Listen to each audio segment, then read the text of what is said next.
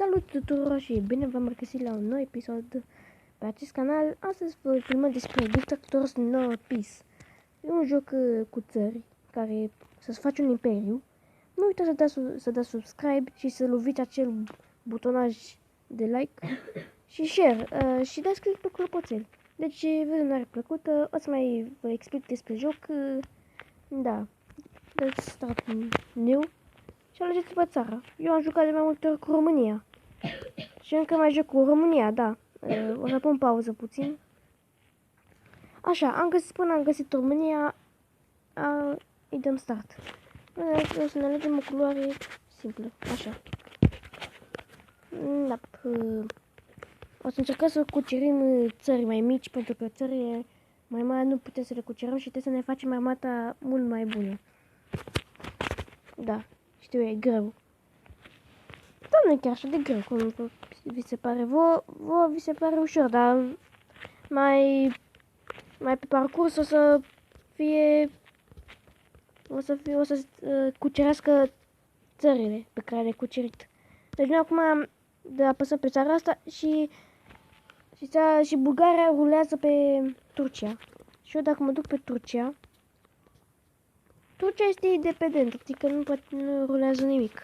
Deci da, noi o să cucerim țările mai mici. Uite, pe asta putem. Dar încă nu putem pentru că nu avem încă armata. Așa că uite, am făcut o steluță. Și jumate, dar încă nu e... Acum facem aici. Trebuie să ne păstrăm banii. Unde e avionul ăla pe care l-am văzut eu? Apăsați pe avioane ca să se prăbușească și vă dă bani. Cu cât cucerim mai multe țări, avioanele îți dă mai mulți bani. Taxe, lol. Așa. Unde vom să noi? De aici. 5 bani pe secundă, aveți acolo în mijloc, sus, în mijloc. Da. Trebuie să facem 20 de strength. Avem și nave, dar cu nava doar cu nava cucerești. Adică nu cucerești, nu știu cum să vă explic. O vă arăt pe parcurs. Deci în jocul ăsta tu trebuie să-ți faci un imperiu. În jocul ăsta e pe undeva prin 1986 sau nu știu care, prin Ceaușescu. Da, și trebuie să faci bani mulți. Și cu cât faci mai mulți bani, ai de-astea tancuri, RPG-uri și îți faci armata mai puternică. Dar eu m-am mai jucat jocul ăsta și am cucerit Rusia. Dar până la urmă a venit rebelii. Aveți grijă, în jocul ăsta aveți și rebeli. Uite, aceștia cu galben, nu cu galben, cu verde, sunt rebelii prietenoși, adică ei ne ajută dacă vreau să cuceresc această țară, ei mă ajută. Și are putere mai mare. Deci, da. Uite, vedeți, Albania. Da, o să încerc să iau țara asta. O să iau Moldova, pentru că Moldova e a noastră. Și întotdeauna a fost. Așa că da. Distrugem forțele Moldovei și gata. Gata, am câștigat. Și acum avem mai mulți bani. Uite. Și acum trebuie să ne facem și armata. Așa, cred că putem să invadăm țara, să o cucerim, să o colonizăm. 60 de bănuți, așa. Așa, să-i dăm mai departe în expediție. Eu am vrut să iau Grecia și dacă mi-am sters jocul pentru că mă plictiseam de el. Dar acum o să facem și pe părți. Acum, uitați, cam așa vine România să colonizeze celelalte țări. Cu barca. Așa, și aici. Țara asta e și săracă. Avem și multe țări. Noi putem să le luăm simplu și ușor. Nu să nimic în cale, pentru că noi suntem români. Da, suntem pe undeva aici.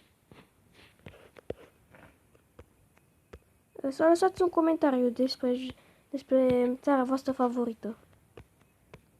A mea este Ucraina.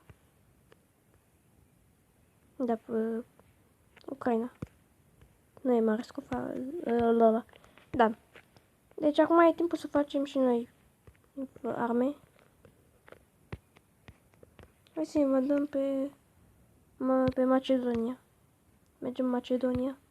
După aia luăm și Albania.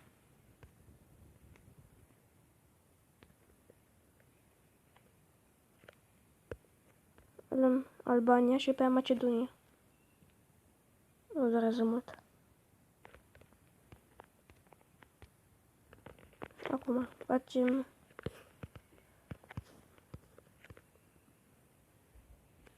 și bum. Acum avem mai multe fabrici. Da, știu. O să fac și un canal de engleză. O să am și un canal de engleză. Da, știu. I know. Știu prea multe engleză. Vreau să cuceresc. Uite, noi putem să avem bombă nucleară.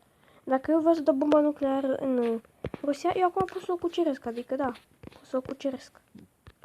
Nu pot, adică, uite, atât 150 de damage poate să dea și ar trebui să iau Polonia, pentru că Polonia este independentă și n-are nimic. Nu rulează nimic. Așa că Ungaria ar fi cea mai bună soluție să o cucerim. Da, o luăm și pe asta. Stai. Nu, trebuie să oprim războiul. Retrage-te. Ce stupid am fost. Da.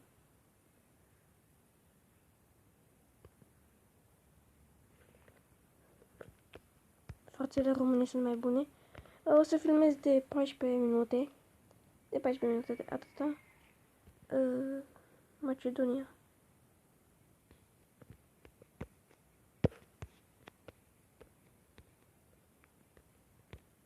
Acum am plecat la război. Deci e bine că țările astea nu au bărci. Dar Italia are bărci, uite, și rebeli. Bosnia. Bosnia.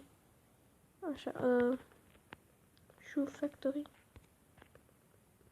O să încerc să iau țări. Cum ar fi de aici. Aici cred că va fi Georgia. Urmează. Azerbaidjanul. O să încercăm să luăm Buda.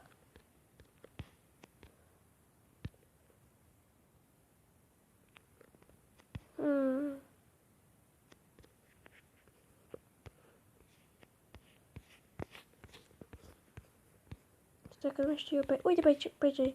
Aici sunt țările cele slabe, care sunt foarte independente. Nepal este independent și Bhutan. Și aceste două sunt independente. Deci noi putem să le luăm liniștiți, da. Eu vă recomand jocul. E super. Ai multe chestii în el și da. Trebuie să ne facem și noi, uite aici. Brăci. Da. O să încercăm să luăm țara Ciprus. Da. De când e țara? De când e asta țara aici? Marea Britanie. Oare de când? Fabrica este petrol. Produce petrol. O să încerc să iau Turcia și o să am grijă.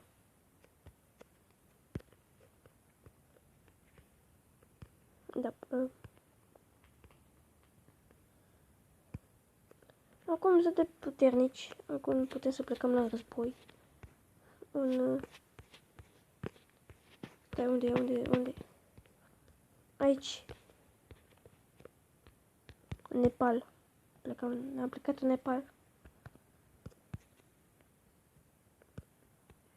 Oh, nu, retragere.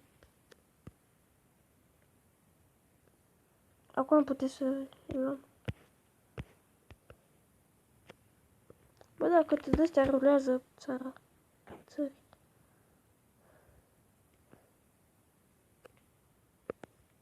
Am câștigat. Da. Acum trecem să luăm și pasta altă. Aolo.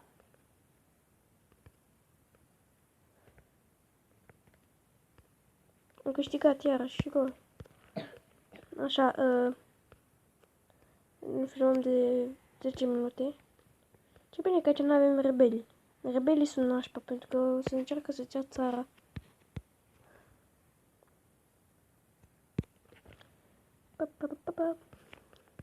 Așa. Ui. Eu o să mai filmez și pe laptop. Dar nu o să-mi auziți vocea. Nu o să-mi auziți vocea pentru că nu știu cum să pun voce să mă aud. Da, o să revin puțin imediat cu câțiva bănuți.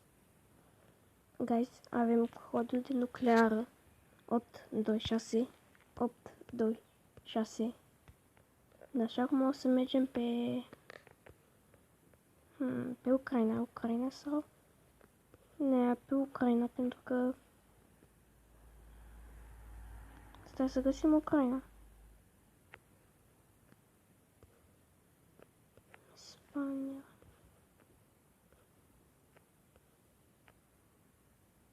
Austria, Ungaria. Bă, eu cred Ungaria. Hai, dăm curs să fie de Ungaria. Uite, vedeți cum pleacă bomba nucleară? Ia uite. Uite. Mă uit la ea acum. Acum ia să vedem. Se duce. Wow. A căzut acolo. Se duce și... Lovește Ungaria. Bă, stai, bă, ne lovește pe noi. Cred că ne-a afectat. Sau? Nu ne-a afectat. Cosa acum e economia. Este bro. Acum am luat Ungaria. În sfârșit.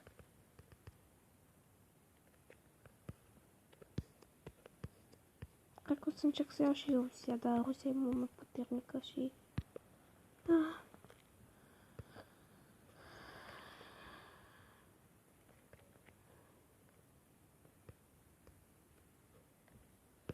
Finally, avem Ungaria.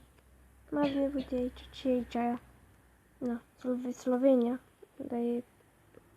Austria. Unde e Austria? Că să găsesc Austria. Austria aici e. Da. Și noi trebuie să luăm Austria pentru că... De nașpa, că... Ce să mai iau eu? Ia.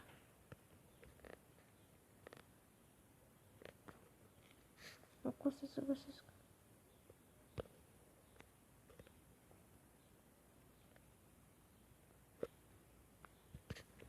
Atac major. Da, atac major.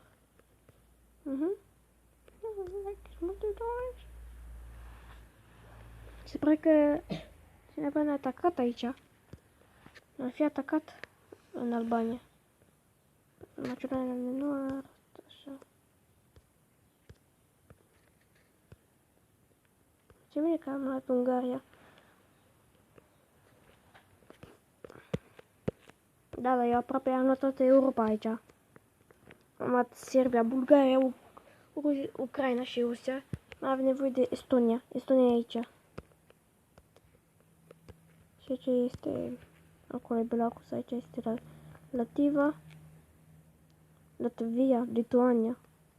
Hai să mergem să luăm Estonia.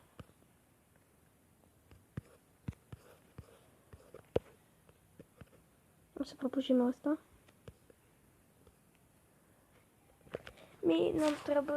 Eu n-am treabă cu Rusia. Adică de Rusia. Să vedem. Am filmat deja de mult timp. Nu uitați să dați un like și subscribe și ne vedem data viitoare. Pa, pa!